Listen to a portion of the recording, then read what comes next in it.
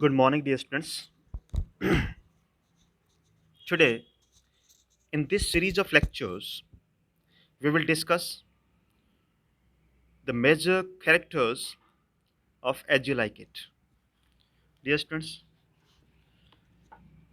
in the university exams, questions are generally asked on the character sketch of major characters.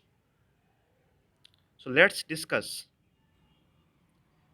the character sketch of Rosalind, Orlando, Celia, Tassistan, Jakes, Adam, Audrey, William, Corin, Sylvius, and Phoebe.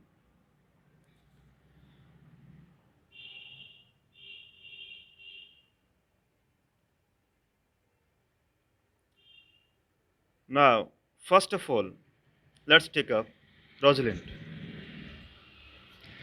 Rosalind is the heroine of the play As You Like It. She is the daughter of the banished Duke Senior. Rosalind is one of Shakespeare's best loved creations. She is a complex and challenging person. She is bold enough to disguise herself as a boy, that is Ganymede, and seek her fortunes in an unknown forest. She is, however, feminine, feminine enough to fall in love with a handsome young man she has never seen before. Rosalind's major characteristic is perhaps her humor. She is never at a loss for words. Her ironic vision differentiates her sharply from the ordinary heroines of a romantic tale. She is also clear sighted and realistic. Though she is deeply in love with Orlando, she will not allow her emotion to cloud her reason. When Orlando protests that he will die for love, she replies, "Men have died and worms have eaten them, but not for love." Rosalind represents an almost perfect balance of the characteristics which Shakespeare's other women characters have shown. She is romantic but realistic, warm hearted but ironic, witty but sympathetic, imaginative but practical, young but wise. Her significance to the play is obvious. She, with Orlando, dominates the play. She appears in almost every major scene. Rosalind herself unites the play's major themes in position as the daughter of the banished duke and the friend of the usurper's daughter. She exemplifies the themes of usurpation, responsibility, and friendship. In her attachment for Orlando, she helps to develop the theme of love. In her progress from court to country and back again, she illuminates the theme of pastoral.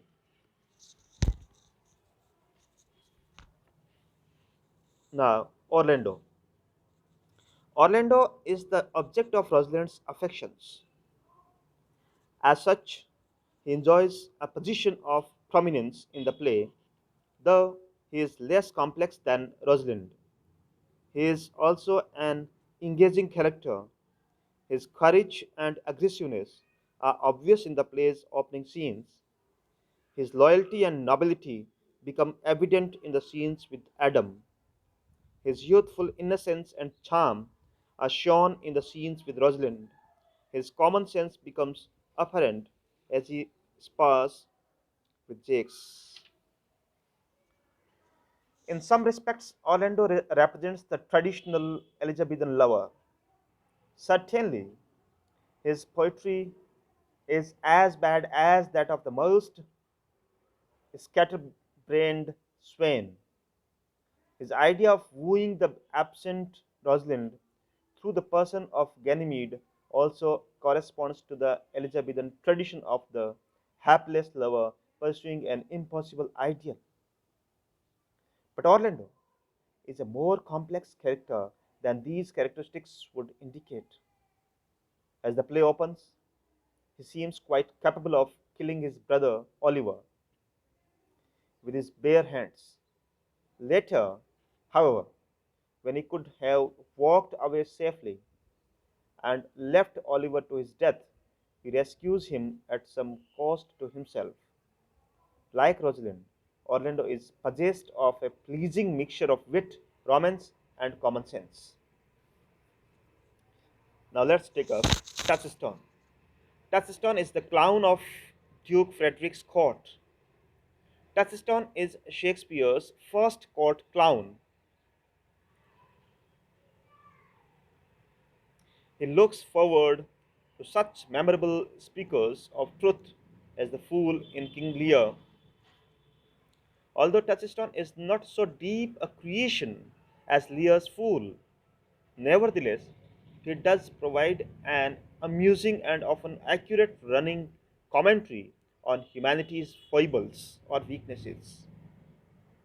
He mocks both court and country. He is merciless in his analysis of the protocol of professional quarrels, but he is not footed into thinking that country life is the answer to all ills. He mocks Jake's cynicism as well as Orlando's romanticism. He does not figure prominently in the plot development, but his comments add an invariably ironic insight into all the major themes in the play. Now, Jake's. If Touchstone is the play's merrymaker, Jakes is certainly the disillusioned man who has left merriment behind. He is a very serious character in the play.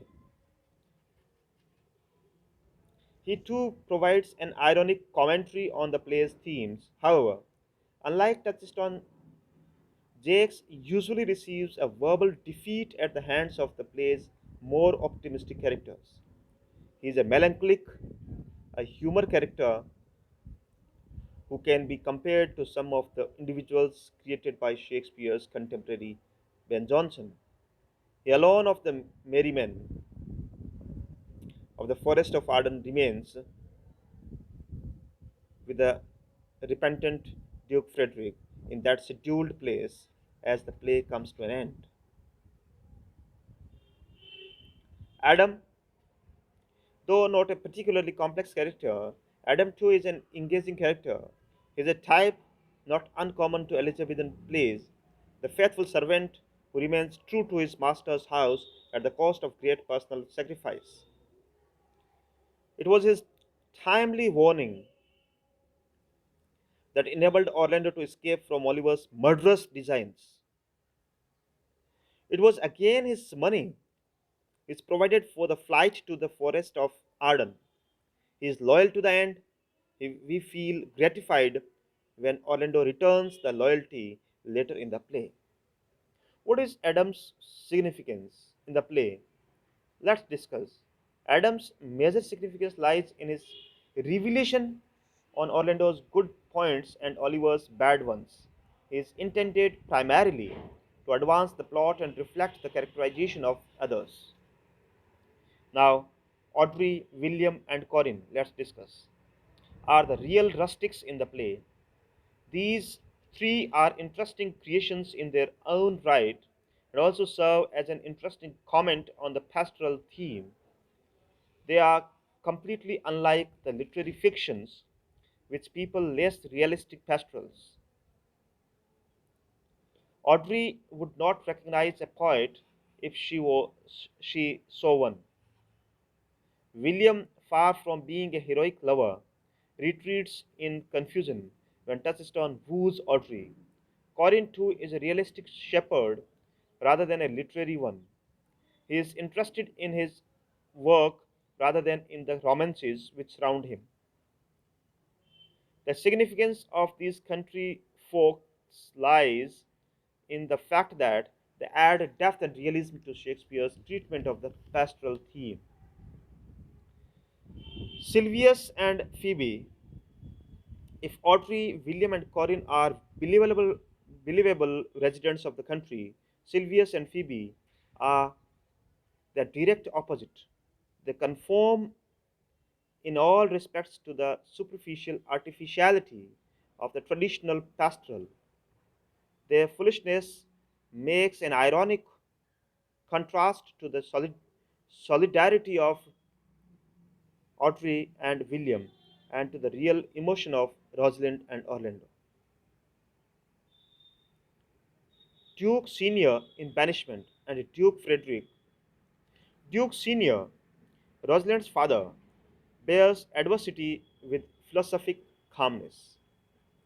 He spreads contentment around him. When he returns to power, he accepts his good fortune in the same philosophic spirit that characterized his behavior under adversity. He displays no eagerness to assume his new fallen dignity. Duke Frederick is a man of strong passions. He is a tyrant, but not a cruel tyrant. He is capricious, suspicious, and envious. His his conversion may be regarded as affording evidence of the existence of some nobility of feeling which had been hitherto warped by ambition, greed, and love of popular applause.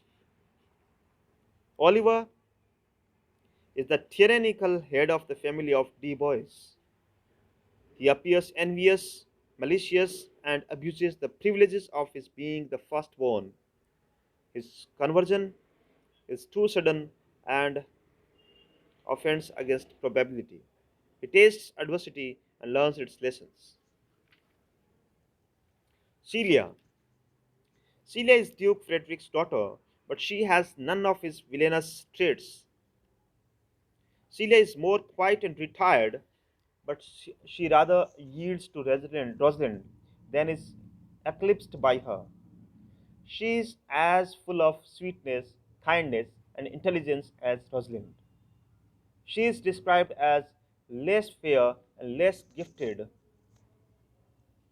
yet the attempt to excite in her mind a jealousy of her lovelier friend fails to awaken in her heart any other feeling than sympathy and love for her cousin. Briefly, we discussed all the characters. Now, we will discuss in detail the major characters which may be asked in your university exams.